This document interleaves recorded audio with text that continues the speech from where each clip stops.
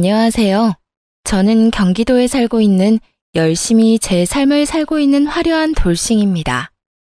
제가 이혼을 하기 전에는 주변에서 이혼을 접하게 되면 저는 안타까움, 안쓰러움을 표현하곤 했는데요. 그랬던 제가 요즘 지인들에게 이혼을 접하게 되면 잘했다고 합니다. 그만큼 전 지금 제 생활에 만족하고 지내며 요즘 같은 세상에 이혼 같은 건 흠도 되지 않는다고 생각하는데요. 지금은 이런 생각까지 하는 저이지만 저 역시 이혼을 할 당시에는 온갖 잡념들에 휩싸여 이혼을 하지 못하고 이리저리 끌려다녔습니다. 그러면 제가 어떤 일들을 겪었고 어떻게 해서 이혼까지 하게 되었는지 제 사연 들어보실래요? 저와 남편은 연애를 길게 하고 결혼까지 하게 된 부부였습니다.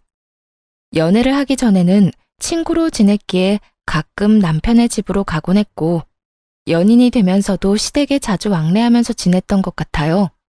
남편 역시 친정에 자주 놀러 오기도 했고 친정 부모님과 시간을 보내며 자연스럽게 가족이 되어갔죠.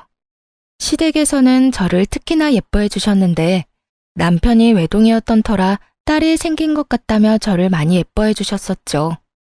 아름아, 넌 좋아하는 음식이 뭐니? 다음에 올 때 그걸로 해주마. 저 다 잘 먹어요. 어머님은 뭐 좋아하세요? 제가 다음에 해드릴게요. 그 작은 손으로 요리까지 할 줄 알아? 잘은 못하는데 기본적인 거 몇 가지만 할 줄 알아요. 어머님 입맛에 맞을지는 모르겠지만요. 당연히 다 맛있겠지. 아름이가 만들어주는 거면 소태밥도 맛있게 먹을 수 있는걸? 그런데 그런 일은 나중에 네 가정 생기면 네 자식한테나 해주고 지금은 내가 해주는 음식 먹어주려무나. 난 아름이 네가 맛있게 먹는 모습 보는 게 너무 좋단다. 허구한 날 허겁지겁 전쟁 치르듯 먹는 남자들만 보다가 너처럼 오물오물 토끼처럼 먹는 거 보고 있으면 이 엄마가 너무 행복해. 시모는 늘 저에게 귀엽다, 사랑스럽다, 행복하다 등의 말을 해주었고 그런 말을 들을 때마다 제가 특별한 사람이 된 것 같아 참 행복하더라고요. 여러모로 전 그런 시댁 분위기가 좋았고 남편을 사랑하기도 했지만 이런 시댁이라면 저도 가족으로 인정받고 사랑받을 수 있겠다는 생각이 커 결혼까지 하게 되었습니다.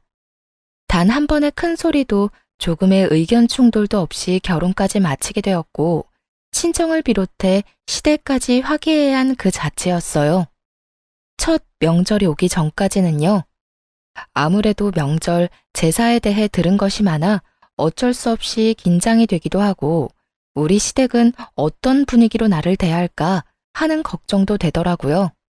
하지만 이런 제 우려와는 달리 저와 남편이 시댁에 도착하니 이미 시모 혼자 음식을 준비하고 있더군요.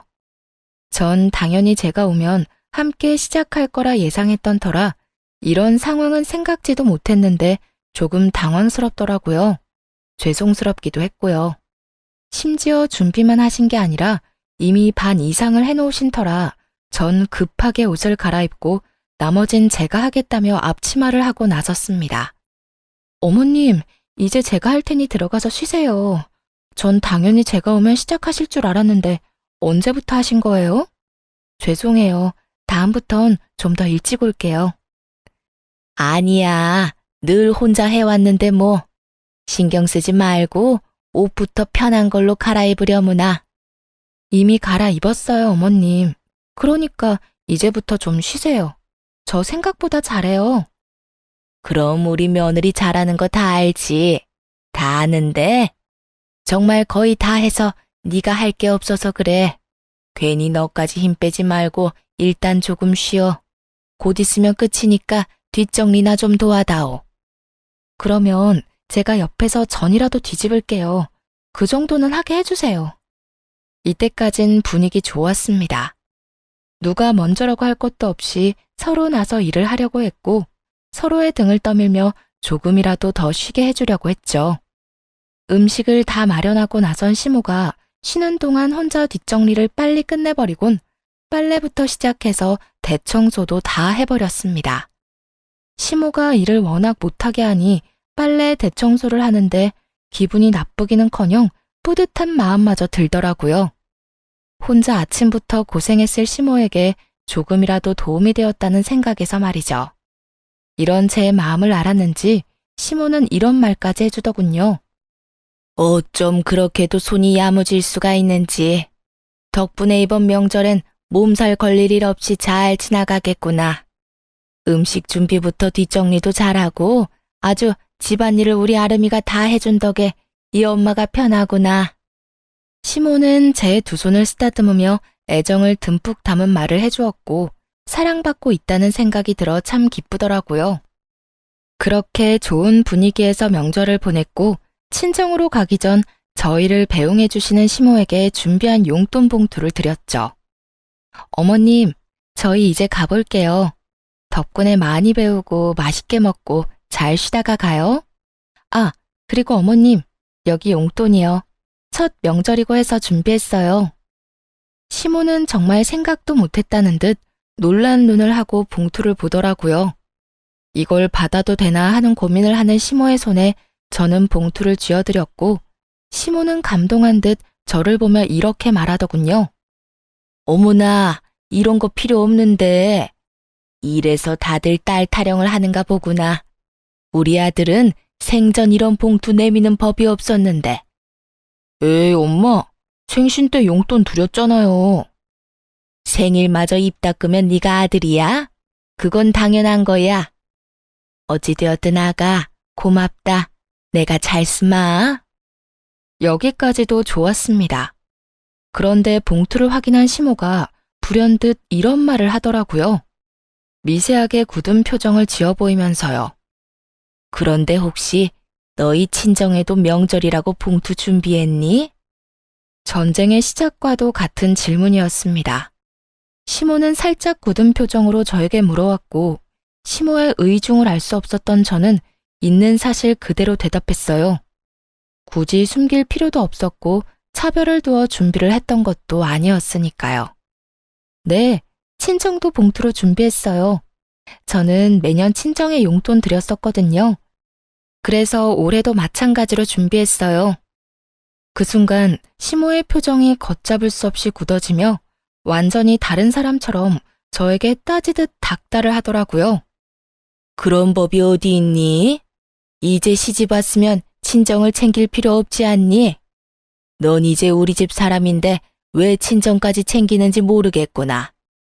애 없을 때 한 푼이라도 더 모을 생각을 해야지. 이제 보니 우리 아름이가 다 좋은데 돈 쓰는 씀씀이가 좀 해픈 것 같네. 너희 돈 관리는 누가 하니? 네가 하고 있으면 우리 아들한테 맡겨. 알겠지? 그리고 용돈 같은 건 앞으로 친정해 주지 말고 다 너희 생각해서 하는 말이야. 과연 내가 알던 시모가 맞는지 의문이 다 들더군요. 어떻게 돈 앞에서 사람이 이렇게까지 이중적인 면모를 드러내다니요? 얼마나 충격적이었으면 말문이 막히는 것은 물론이고 기분이 나쁘다는 생각조차 들지 않았어요. 제가 아무 말도 하지 않고 있자 제 눈치를 살피던 남편이 입을 떼더라고요. 에이, 엄마, 그런 건 우리가 알아서 할게. 자, 우리도 이만 가봐야겠다. 우리는 갈 테니 푹 쉬어요. 그렇게 남편의 손에 이끌려 친정에 가게 되었고 저는 친정에서 어떻게 지냈는지도 모를 만큼 넋이 나가 있는 상태였죠. 모든 일정을 끝내고 집으로 돌아오자 그제야 제가 무슨 말을 듣고도 말 한마디 하지 못한 건지 자각이 되더라고요. 그와 동시에 화가 올라왔고요. 여보, 혹시 나 당신이랑 사는 동안엔 우리 집에 용돈도 주면 안 되는 거야? 갑자기 그게 무슨 말이야? 아, 엄마가 한 말 때문에 그래? 그 말을 뭘 신경 쓰고 그래. 그냥 그런가 보다 하고 신경 쓰지 마. 엄마한텐 알겠다 하고 우린 우리가 하고 싶은 대로 하면 돼. 아무리 그렇게 하면 된다고 해도 나 어머님 말씀 기분이 너무 나빠. 어떻게 그렇게 말씀하실 수가 있어? 시집 온 딸은 자식도 아니야? 뭘 그런 말을 곱씹고 있어. 괜히 당신 기분만 나쁘게. 워낙 옛날 분이라 그래. 그런 부분에선 아무리 설득하고 타협하려고 해도 도무지 안 되더라고. 그러니까 당신도 그냥 들어도 못 들었다고 생각하고 지내줘. 응? 그거 말고는 다 당신 편하게 맞춰주시잖아. 아무리 그래도 기분이 상하는 걸 어떻게 해. 내가 앞으로 그런 말 나올 것 같으면 한 발 앞서 막아주도록 노력할 테니까 기분 풀고 좀 쉬자. 당신도 지금 피곤해서 예민해져 있어. 응? 남편은 제 기분을 풀어주려 노력했고, 저는 기분은 상했지만 그냥 넘어가기로 했습니다. 남편의 말대로 딱 그 부분만 아니면 시모는 꽤 괜찮은 시모라 생각했으니까요. 그 딱 한 가지가 결국 저를 이혼까지 몰고 가게 될 줄은 그땐 몰랐습니다. 몇 번의 명절이 지나고 도무지 적응되지 않을 것만 같던 시모의 고지식한 면모도 적응이 되더라고요. 남편이 당부한 대로 앞에선 그저 네라고 답하고 뒤로는 친정을 챙기면 그만이었으니까요. 처음엔 그렇게 행동하는 저 자신이 싫었는데 어떤 면에선 그렇게 행동하는 것이 괜한 불화를 일으키지도 않고 얼굴을 붉힐 일도 없으니 현명한 며느리로서의 태도란 생각이 들기도 했습니다. 그러던 와중 친정아빠의 생신이 되었고 전 매번 시댁 어른들의 생신상만 차려들었던 것이 마음에 걸리더라고요. 그동안 부모님 생신상 한번 제대로 챙겨드리지 못한 것이 죄송한 마음이 들어 이번 생신은 집에서 대접해 드리기로 했죠. 엄마, 이번 아빠 생신상 내가 차려드릴 테니 시간 맞춰서 우리 집으로 와. 내가 입이 떡 벌어지게 한 상 차려드릴 테니까. 어머, 웬일이라니? 웬일은 무슨? 딸이 시집 가더니 철든 거지 뭐. 매번 시부모님들 생신상 차리면서 아빠 엄마 생각 많이 했었어. 딸이 돼서 제대로 된 생신상 한번 안 차려주고 시집 온 게 내심 죄송스럽기도 했고. 그러니까 이번엔 내가 처음부터 끝까지 다 준비할 테니까 시간 맞춰서 와서 식사만 하셔요. 그래, 알겠어. 네 아빠 또 울겠구먼. 그렇지 않아도 딸이라면 넘어가는 양반인데 그런 딸이 차린 생신상이라고 하면 눈물이 앞을 가려 밥이나 제대로 드실 수 있으려나 모르겠다. 어찌되었든 신경 써줘서 고마워, 딸. 덕분에 아빠 행복하겠네. 엄마와의 통화를 마치고 나니 더욱 죄송한 마음이 들더라고요. 이렇게 기뻐해 주실 줄 알았다면 진작 모셨을 텐데 하는 마음에서요. 전 더욱 생신 준비에 박차를 가했고 전날 장보기를 마치고 당일 아침부터 일어나 생신상을 준비했어요. 아침 일찍 일어나 남편 출근시키고 생신상 준비를 하는데 시모에게 전화가 오더라고요. 평소에도 통화는 자주 하던 터라 전 아무 생각도 의심도 없이 그 전화를 받게 되었습니다. 아름아, 우리 아들이 그러는데 오늘 사돈 어른 생신 너희 집에서 한다며? 그 순간 정말 할 수만 있다면 남편 입을 찢어버리고 싶은 심정이었어요. 평소 시모가 어떤 사상을 가지고 있는 줄 알면서 그런 말을 전하는 것이 제정신 박힌 사람이 할 수 있는 일인가 싶더군요. 네, 밖에서 외식하는 것도 부담스럽고 해서 집에서 모시려고요. 좋은 변명이었다고 생각한 저와는 달리 시모는 제 생각보다 더 대단한 사람이더군요. 제 말에 이런 말을 했으니까요. 외식을 할 필요가 뭐가 있어. 그냥 친정에 가서 있는 반찬에 밥이나 한 끼 먹으면 되는 거지. 다른 것도 아니고 생신이니까 내가 이때껏 네 친정 생신은 챙기게 두었는데 아무래도 안 되겠구나. 앞으로 생신도 챙기지 말거라. 어떻게 된 사람이 이런 말을 할 수가 있는 걸까요? 같은 여자, 같은 며느리의 경험이 있는 사람으로서 다른 것도 아닌 부모님의 생신을 챙기지 말라고 명령할 수가 있는지 이해가 되지 않았어요. 부탁, 권유도 아닌 명령조 시모의 말투에 저 역시 화가 났어요. 네? 아무리 그래도 생신은 챙겨야죠. 생신 챙긴다면서 괜한 낭비하니까 그렇지. 오늘도 봐라. 내가 너희 집 잠시 들린다고 우리 아들한테 연락 안 했으면 이딴 짓이나 하고 있다는 것도 몰랐을 거 아니니? 요즘 물가가 얼마나 올랐는데 생신상을 그것도 집에서 차려준단 말이니? 네가 우리 아들 집에서 그딴 짓거리 하면 퇴근하고 피곤한 우리 아들 제대로 쉬지도 못하고 그게 뭐 하는 짓이냐고? 혹시 아세요? 너무 화가 나면 아찔해진다는 것을요. 저는 생전 처음으로 너무 화가 나 아찔해지는 기분을 느끼게 되었고 그 순간 이때껏 참아왔던 모든 것을 터뜨렸어요. 어머님, 정말 해도 해도 너무하네요. 다른 것도 아니고 생신인데 제가 이 정도도 못 해드리나요? 그거 얼마나 한다고. 그리고 생신상에 드는 비용도 제가 번 제 돈으로 마련하는 거라고요. 그리고 저희가 사는 이 집, 어머님 아들 집이 아니라 제 집도 된다고요. 집 살 때 제 돈도 절반 들어간 거 뻔히 아시면서 왜 그렇게 말씀하세요? 너 지금 나한테 따지고 드는 거니? 다 너 잘 되라고 하는 말인데 네가 이런 식으로 나오면 나 정말 섭섭하다. 너 잘 되라고 하는 말, 그 말이 전 그렇게 싫더라고요. 정말 제가 그리고 저희가 잘 되길 바란다면 이런 식의 강요는 아니지 않나요?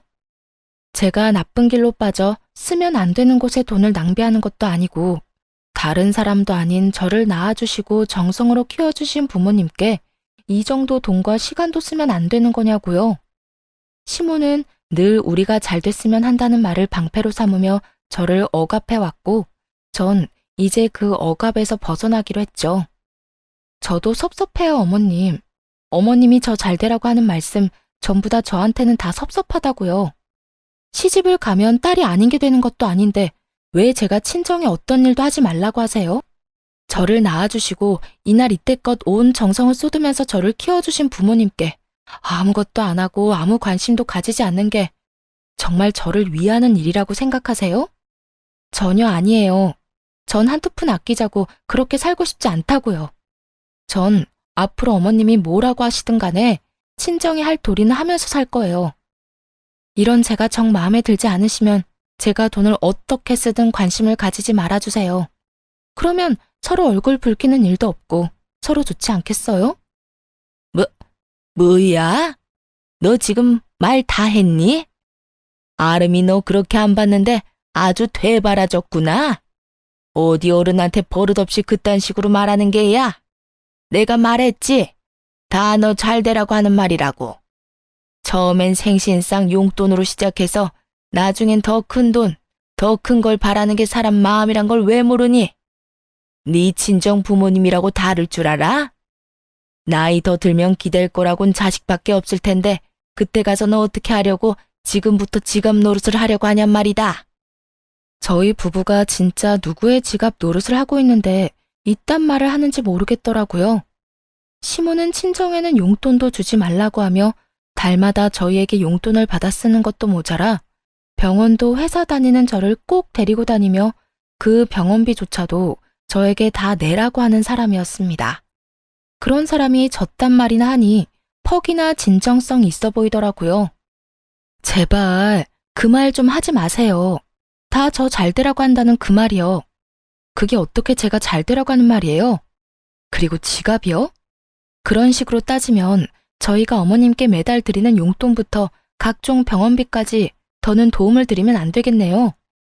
어머님 역시 이제 기댈 거라곤 외동아들 하나뿐일 텐데 사람 마음 모르는 거라고 저희한테 더 큰 걸 바라면 어떻게 해요? 그걸 말이라고 하니? 진정하고 시댁이 갔니? 내가 누누이 말하지 않았니? 시집 오면 넌 친정 사람이 아니라 우리 이 시집안 사람이라고. 넌 이제 우리 가족인데 가족인 날 돕는 건 당연하지. 저한테는 그 모든 게 당연하지 않으니까 그렇게 살고 싶으신 어머님이나 친정 다 무시하면서 잘 사시고요. 저한테 더는 강요하지 마세요. 저 이만 끊을게요. 더 이야기 나누다간 정말 어머님하고 사이 틀어질까봐 겁나네요. 그러면 들어가세요. 저는 전화를 끊어버렸고 시모에게서 전화가 계속해서 왔지만 연락을 받지 않았죠. 정말 생각하면 할수록 화가 나더라고요. 시부의 생신날엔 시모와 함께 여행을 보내드렸고 시모의 생신날엔 명품 가방을 선물했었습니다. 물론 선물과는 상관없이 생신상까지 차려드렸었고요. 그땐 이런 며느리가 또 없다고 덕분에 이런 호강을 다 누려본다고 했던 사람이 어떻게 그깟 생신상 한번 마음 편하게 차리지도 못하게 하는 것인지 너무 화가 나더라고요. 이런 부모도 부모라고 그 큰 돈을 들여가며 신경을 쓰고 대접했던 저 자신에게도 너무 화가 나기도 했습니다. 하지만 언제까지나 씩씩거리며 화를 내고 있을 수는 없는 노릇이었어요. 처음으로 차려드리는 친정아빠의 생신을 이딴 식으로 망치고 싶진 않았거든요. 그래서 전 마음을 가다듬고 기뻐하실 부모님의 얼굴을 떠올리며 생신상을 준비했고, 밑재료 준비를 끝내고 한숨 돌릴 때쯤 거칠게 문을 두드리는 소리가 들려오더군요. 야! 야! 문 열어! 이 문 당장 열어! 설마 했던 우려가 현실이 되는 순간이었어요. 화가 머리끝까지 난 시모는 집으로 들이닥쳤고, 제가 문을 열어주자마자 저를 밀치고 집으로 들어오더니 화를 내며 기껏 준비한 재료들을 다 엎어버리기 시작하더군요. 이게 무슨 짓이에요? 그만두세요. 그만하시라고요. 이거 놔라 이년아. 네가 그만하라고 하면 내가 그만할 줄 알아? 어디 건방지게 뭐? 강요하지 마. 신경을 꺼. 내가 너한테 어떻게 했는데 네가 감히 나한테 그런 식으로 명령을 해. 이 고약한 년. 내가 너 버릇을 단단히 고쳐줄 거다. 생신상? 웃기지 마. 내가 절대 아무것도 못하게 해줄 테니까. 아무리 말려도 눈이 돌아버린 시모를 말리는 건 불가능했어요. 이미 재료들은 손 쓸 수 없이 망가진 상태였고, 제가 말리면 말릴수록 시모는 더 격하게 난동을 부리더군요. 시모는 아예 집에서 어떤 음식도 만들게 하고 싶지 않았는지 아예 냉장고 문까지 열어 모든 음식들을 다 꺼내 바닥에 쏟아부어 버리더군요. 전 그저 그런 시모를 지켜보며 분이 풀릴 때까지 지켜보기로 했죠. 그러면서도 남편에게 연락해 당장 집으로 오라는 말을 전했고, 시모의 난동을 부리는 모습을 동영상으로 남기기도 했습니다. 네 년이 감히 날 우습게 봐? 이게 오냐오냐 해줬더니 어른 무서운 줄 모르고 날뛰는 꼴이라니. 내가 이렇게까지 하는데도 네가 생신상 차려낼 수 있을지 두고 보자. 시모는 끊임없이 저를 향한 분노를 뱉어내며 난동을 부려댔고, 그 사이 집에서 가까운 회사에 다니던 남편이 집으로 불이 나게 뛰어들어오더군요. 모든 광경을 목격하게 된 남편은 많이 놀랐는지 멈칫거리며 입을 벌리더라고요. 그것도 잠시 반찬통을 들고 바닥으로 집어던지려는 시모를 가까스로 저지한 남편은 시모에게 소리를 지르며 화를 냈어요. 엄마, 이게 다 뭐야? 도대체 이게 무슨 짓이야? 이 사람이 무슨 잘못을 얼마나 했다고 이딴 짓까지 하냐고. 이거 놔라. 저 물건이 나한테 한 말 들으면 너도 내가 왜 이렇게까지 했는지 다 이해할 것이다. 저 사람이 어떤 말을 어떻게 했든 이건 아니지. 엄마가 뭐 때문에 화가 났는지 대충 알겠는데 그 어떤 이유로 얼만큼 화가 났던 간에 이건 아니야. 자신을 이해하기는커녕 저를 두둔하고 나서는 남편을 보며 시모는 더 큰 분노를 느끼는 듯했고, 그 분노의 화살은 다시 저에게로 향하더군요. 너 도대체 내 아들한테 뭐라고 했길래 내 아들이 나한테 이렇게 화를 내? 그리고 이를 데가 없어서 회사에서 열심히 일하는 사람한테 전화질을 한 게야? 너 이렇게까지 생각 없는 물건이었어? 그 순간 어떤 생각이 들었는지 아세요? 다 포기하고 싶다, 다 버리고 싶다였어요. 난장판이 되어버린 집만큼 제 마음 역시 난장판이 되어버린 상태였고, 무엇보다 이 모든 광경을 부모님께 보이면 절대로 안 된다는 생각도 들었습니다. 다른 날도 아닌 생신날 이런 광경을 보게 된다면 그런 불효도 또 없을 테니까요. 화를 낼 가치도 없는 사람에게 화를 내고 싶지도 않았어요. 우선 전 봉지를 찾아들고 시모가 다 엎어버린 재료들을 챙겨놓고 시모의 손에 꽉 쥐어주며 이렇게 말했어요. 이거 덕분에 저는 못 쓰게 됐으니까 가져가서 저녁해 드세요. 어머니 말대로 요즘 물가가 장난이 아닌데 그냥 버릴 순 없으니까요. 어머님이 다 망쳤으니 어머님이 책임지시고 해결하시라고요. 그리고 뒷정리도 다 하고 가세요. 어머님 말대로 힘들게 일하고 온 어머님 귀한 아들이 이걸 다 치울 순 없는 노릇 아니겠어요? 그러니까 이 난리를 부린 어머님이 직접 다 치우고 가세요. 제 말에 시모는 몸까지 부들부들 떨며 손을 치켜들더군요. 전 그 손을 낚아채 뿌리쳐버렸고요. 2년이 감히? 자꾸 2년 전년 하지 마세요. 전 어머님한테 그딴 욕 들을 만큼 잘못한 거 없어요.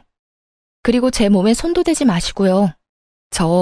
저희 부모님이 맞고 다니라고 시집 보낸 거 아니고요. 행복하게 지내라고 시집 보낸 겁니다. 그러니까 앞으로 저한테 함부로 대하지 말아주세요. 여전히 몸을 부들부들 떨던 시모는 누가 말릴 새도 없이 이번엔 제 머리채를 획 잡아버렸고 워낙 순식간에 일어난 일이라 어떤 반응도 하지 못했어요. 그 순간 부모님의 목소리가 들리더라고요. 연락도 없이 이렇게 일찍 와도 되는 거야? 집에 가보고 없으면 전화하면 되죠 뭐. 연락하면 분명 오지 말라고 할 게 뻔하다고요. 아무리 당신 생일상이라고 해도 어떻게 애한테 다 맡겨놓고 가만히 있어요? 나라도 가서 좀 도와야지. 그런데 왜 문이 열려있지? 얘는 겁도 없이... 어머, 이게 다 뭐야? 사돈, 뭐 하는 짓이에요? 아무래도 제가 마음에 걸렸던 부모님은 뭐라도 도울 마음에 일찍 저희 집으로 오셨고 남편이 급하게 집으로 들어오느라 문을 잠그는 것을 깜빡했던 것이었습니다. 참고로 저희 집은 디지털 자물쇠가 아닌 열쇠로 문을 열고 닫는 터라 문을 닫는다고 해도 잠기진 않는 문이었고 심지어 문을 제대로 닫지 않아 조금 열린 상태였던 거죠. 아무것도 알 리 없었던 부모님은 문을 열고 집으로 들어왔고 그곳에서 처음 본 것이 제가 시모에게 머리채를 잡혀 이리저리 휘둘리고 있는 상황이었던 것이었어요. 그것도 아빠의 생신날 말이죠. 제가 떠올리기도 싫었던 최악의 상황이 되어버렸고 제가 시모의 손에 휘둘리는 그 순간에도 부모님에 대한 죄송함에 어찌해야 할 바를 모르겠더라고요. 하지만 시모는 머리끝까지 화가 난 엄마의 고함을 듣지 못할 만큼 흥분한 상태였고 여전히 저를 놓을 기미가 보이지 않는 상태였습니다. 그 순간 엄마보다 더 화가 난 아빠가 다가와 시모의 손을 낚아채 멀뚱히 서 있는 남편의 쪽으로 시모를 던지듯 밀어버렸습니다. 시모는 남편의 품에 고꾸라졌고 그런 시모를 아빠는 무서운 표정으로 아무 말도 하지 않고 그저 노려보시더군요. 그런 아빠를 대신해 엄마가 시모에게 화를 내기 시작했습니다. 이보세요. 지금 도대체 이게 다 무슨 짓이에요? 우리 딸이 뭘 그렇게 잘못했다고 애를 이렇게까지 잡는 거냐고요? 아니, 잘못을 했더라도 말로 타이르면 되는 일이지 우리 애가 짐승도 아니고 어떻게 이런 짓을 할 수가 있어요? 입 없어요? 말할 줄 몰라요? 그 뚫린 입으로 말 좀 해보라고. 격한 감정을 드러내며 시모에게 따져묻는 엄마와 아무 대답도 하지 않는 시모. 그야말로 그런 난리가 또 없는 상황이었어요. 그 상황에서도 화가 나는 것은 시모의 침묵이었어요. 엄마의 그 어떤 물음에도 시모는 그저 침묵을 지키고 있었는데 그 침묵의 의미는 미안함이 아닌 그저 말도 섞고 싶지 않다는 느낌이 강하게 들었기 때문입니다. 엄마가 시모를 몰아붙이는 내내 시모는 빈정거리는 표정을 지어 보이며 입을 삐죽거리는 듯 엄마를 농락하는 모습을 보이더군요. 그 모습은 너는 짓거려라, 난 안 듣는다는 식의 무시와 다름이 없었고 엄마도 저와 똑같이 느꼈는지 말할 가치도 없다시며 저를 데리고 나와 친정으로 와버렸습니다. 그리고 그날 저는 몰랐던 사실을 알게 되었습니다. 그 여편네 진짜 미친 거 아니야? 어떻게 감히 너한테 이딴 짓을 할 수가 있어? 네 남편은 도대체 뭐 하고 있었니? 네가 그런 일을 당하는데 멀뚱히 서서 구경만 하고 있다는 게 말이나 돼? 엄마가 일찍 서두르지 않았으면 어떻게 됐을 거야? 여보, 그만해. 아름이 놀란 거 안 보여? 그러니까 애한테 그러지 말고 흥분 좀 가라앉혀. 네가 뭘 잘못했다고 고개 숙이고 있어. 딸, 고개 들어. 너 잘못한 거 하나도 없어. 엄마, 아빠, 죄송해요. 하필 생신날 이런 꼴 보여서. 네 잘못 아니라니까. 어떻게 인간의 탈을 쓰고 남의 집 자식한테 그딴 짓을 할 수가 있어? 인간이라면 그러면 안 되지. 돈 받아갈 땐 그렇게 고맙다고 바닥 갈라지게 고개 숙이고 잘하겠다고 하더니 이게 잘하는 거야? 머리채나 잡아뜯는 게 잘하는 거냐고. 돈? 엄마, 그게 무슨 말이야? 그 뒤로 이어진 엄마의 말은 정말 어이가 없더라고요. 어느 날은 네 남편이 술 먹고 여기로 찾아왔더라. 그 옆편에 살던 집 주인이 당장 나가라고 했다던데. 돈이 없어서 마땅히 옮겨줄 집이 없다고 말이야. 생각 같아서 당장 집이라도 마련해주고 싶은데 대출 받는 것도 한계가 있고 큰 돈도 없어서 속상하다면서 울더라고. 얼마나 서럽게 울던지. 네 아빠랑 내가 신경 쓰여서 우리 노후 자금까지 내줬는데 어떻게 그런 우리한테 이딴 광경이나 보게 만들어? 그 옆편네도 그래. 우리한테 받은 돈으로 집까지 마련했으면서 어떻게 우리 딸인 너한테 그딴 짓을 해? 아니, 돈을 다 떠나서 자기 자식 귀하면 남의 자식 귀한 줄도 알아야지. 어떻게 남의 귀한 자식을 그런 식으로 대할 수가 있냐고. 내가 진짜 아까 그 장면이 머릿속에서 떠나지 않아. 속상해 미치겠어. 이렇게까지 감정 표현을 하는 분이 아닌데 많이 속상하시던 엄마는 제 앞에서 화를 내시며 우시더라고요. 평소라면 다 괜찮다고 그런 일도 있다며 제 등을 쓸어내려 주셨을 엄마가 우시는데 제 마음도 무너져 내리더군요. 그렇게 한참 울은 저는 겨우 마음을 진정시키고 생각을 정리했어요. 정리하면 할수록 이해가 되지 않더라고요. 저에게 말 한마디 하지 않고 친정에서 큰 돈을 받아간 남편. 남편에게 그 큰 돈을 받아 집을 마련한 시모. 친정에서 받은 돈으로 집까지 마련했으면서 친정엔 조금의 용돈도 용납하지 않았던 시모. 그 모든 게 이해가 되지 않았습니다. 더욱 괘씸한 건 남편이었어요.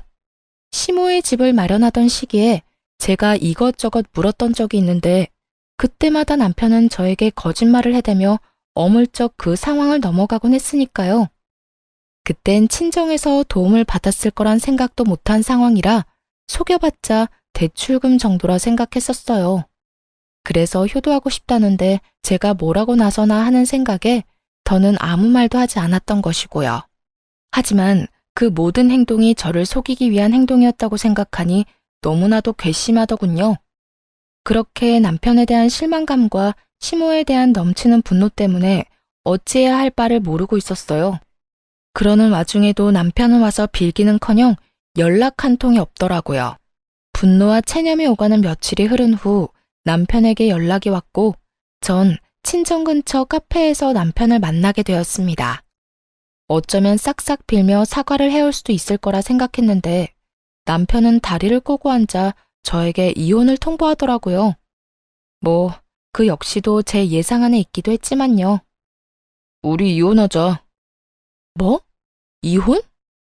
그래, 이혼. 엄마랑 많이 이야기해봤는데 아무래도 우리 이혼하는 게 좋을 것 같아. 당신이랑 엄마 사이에서 나도 힘들고 당신도 앞으로 우리 엄마 보기 싫을 거고 그러면 난 더 힘들어질 거고 우리 앞날이 뻔하잖아. 지금 이혼을 입 밖으로 내뱉고 싶은 사람이 누군데 감히 누가 먼저 이혼을 입 밖에 내나 싶더라고요. 그러면서도 그 검은 속내가 뻔히 보이기도 했고요. 이혼? 당연히 해야지. 그런데 당신 우리 집에서 돈 많이 받아갔더라. 그 돈으로 어머님 집 사는데 보태드렸고 이혼은 하는데 돈은 다 토해내야 하지 않겠어? 제 말에 남편은 그게 무슨 헛소리냐고 웃더라고요.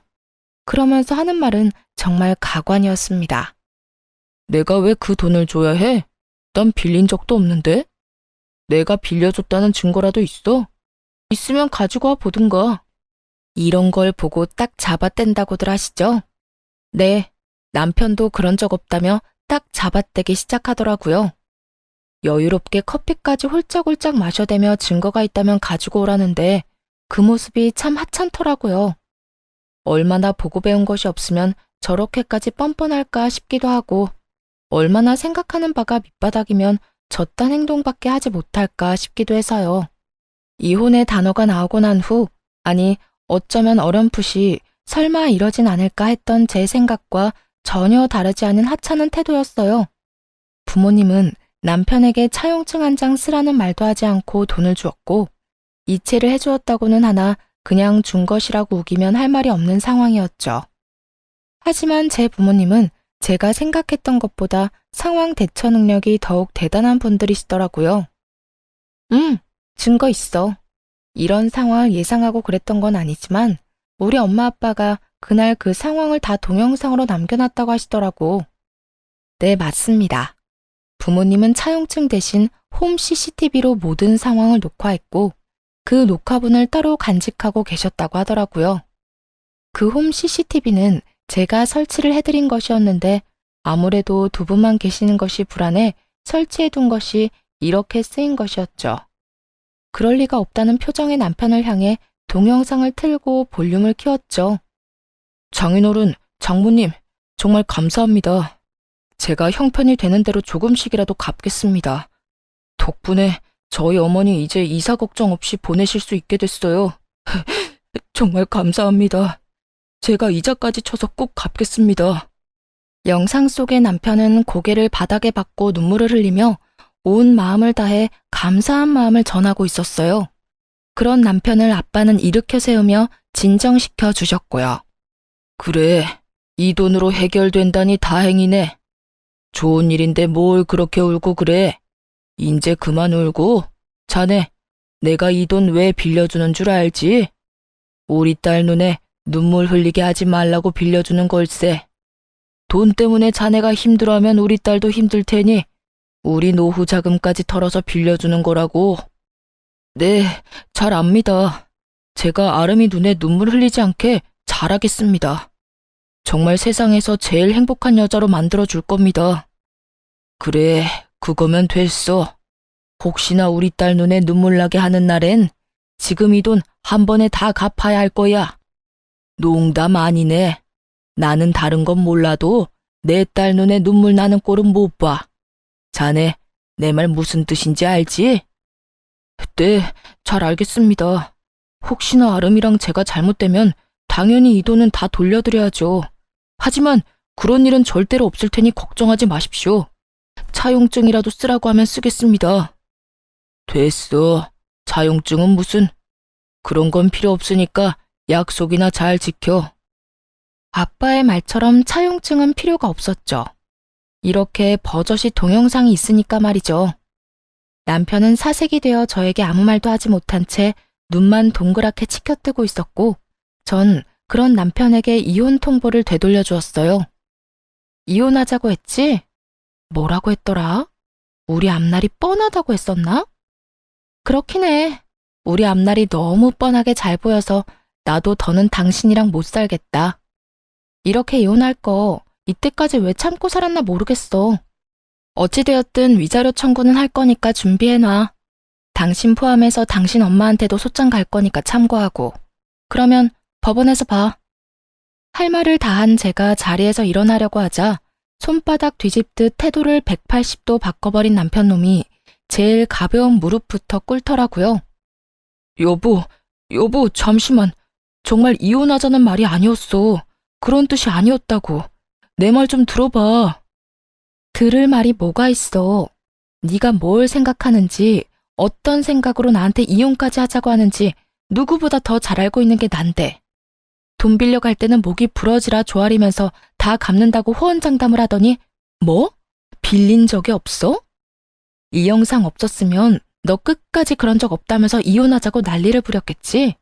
내 말이 틀려? 됐어. 너 같은 인간 쓰레기를 무슨 말을 더 하겠니? 난 이제 너한테 듣고 싶은 말도 전혀 없고 더는 너 같은 인간한테 하고 싶은 말도 없어. 아니야, 그런 게 아니라고. 난 그저 내가 이혼하자고 하면 당신이 숙이고 들어올 줄 알고 그런 거였어. 그리고 돈은 당신이 막 몰아붙이니까 나도 순간 짜증이 나서 아무 말이나 짓거린 거야. 아, 진짜 구질구질하다. 변명을 하라거든 제대로나 해.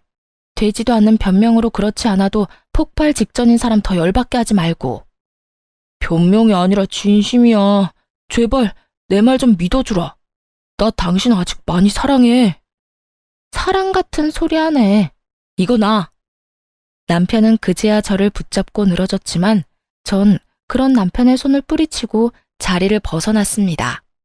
그 후 예정대로 남편과 시모에게 소장을 날렸고 그 결과 위자료도 받고 이혼까지 마무리하게 되었습니다. 부모님 역시 전 남편에게 빌려주었던 돈을 다 돌려받게 되었고요. 친정 부모님께 줄 돈과 저에게 줄 위자료 때문에 전 시모는 집을 다시 팔고 작은 월세집으로 이사하게 되었고, 전 남편 역시 저에게 최고액의 위자료를 주게 된 탓에 빚쟁이가 되어 전 시모의 집으로 들어가게 되었죠. 그렇게 모든 게 끝났다고 생각했는데 전 시모에게 전화가 오더라고요. 아름아, 잘 지냈니? 첫마디에서 온몸에 소름이 쫙 돋는 것이 귀신 목소리를 들은 것처럼 기분 나쁜 소름이 돋더군요. 전 아무 대답도 하지 않았고 그런 상황을 예상했다는 듯 시모는 아랑곳하지 않고 자기 말을 이어나가더군요. 잘 지내지? 잘 지내겠지. 우리 아름이는 야무지고 똑똑하니까. 다름이 아니라 내가 그동안 생각 많이 해봤는데 내가 여러모로 너한테 몹쓸 짓을 많이 했더구나. 너 같은 며느리가 또 어디 있다고 내가 너한테 그런 짓을 한 건지. 네 남편, 아니, 우리 아들한테 혼 많이 났다. 나 때문에 너랑 이혼하게 됐다고 날 많이 원망하더구나. 틀린 말은 아니지. 내가 널 이혼시킨 거나 마찬가지지. 내가 정말 미안해. 그래서 말인데, 내가 이렇게 사과할 테니 이혼은 없던 일로 하면 안 되겠니? 기가 막히더라고요. 이제 와서 속내가 뻔히 보이는 사과를 하는 것도 어이가 없었지만 전 남편 역시 어이없기는 매 한 가지였어요. 본인이 누굴 원망할 처지조차 되지 않으면서 감히 누굴 원망하는 것인지. 저요, 전 시모에게 그 모진 수모를 겪었을 때도, 전 남편이 저도 모르게 큰 돈을 친정에서 받아갔을 때도 화가 나고 괘씸하긴 했지만 이혼하겠다고 확실하게 마음먹은 건 아니었어요. 시모야 연을 끊고 살면 되는 거고 다른 사치 부리는 데 쓴 돈도 아닌 부모 집 마련해준다고 빌려간 돈이야 갚으면 그만이라고 생각했으니까요. 하지만 전 남편은 제 이런 마음을 짓밟는 것도 모자라 부모님이 자신을 믿고 차용증을 쓰지 않았다는 것을 악용해 돈까지 꿀꺽 삼키려는 모습을 보며 비로소 이혼을 결심하게 되었던 것이었어요. 물론 불을 지핀 건 시모가 맞지만 그 작은 불씨를 큰 불로 만든 것이 본인이면서 시모를 앞세워 저를 설득하려는 그 속내가 참 어이없으면서도 화가 나더군요. 저는 그럴 생각 없어요. 전 그 인간한테도 오만정이 다 떨어졌다고요. 받을 도움은 다 받고 돈 안 갚아도 되겠다 싶으니까 저부터 버리는 남자. 당신 같으면 데리고 살고 싶겠어요? 거기에다 집도 절도 없는 빚쟁이인 남자를요? 저 그 정도로 바보는 아니에요. 아름아, 그러지 말고 다시 한 번만 생각해 주려무나. 우리 아들 금방 일어설 수 있어. 아직 나이가 젊잖니. 그러니까 그간의 정을 생각해서라도 다시 생각해 주려무나.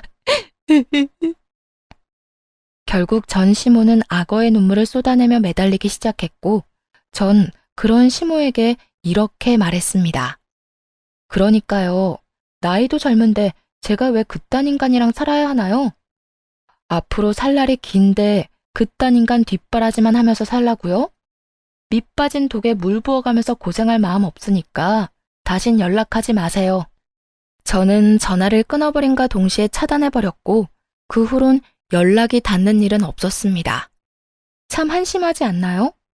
가만히라도 있으면 절반이라도 간다고 그저 주는 대로 받고 하는 대로 가만히 두기만 했더라도 좋은 집에서 편하게 잘 살았을 텐데 괜히 건드리면 안 될 사람을 건드려서 저 고생을 하나 싶었네요.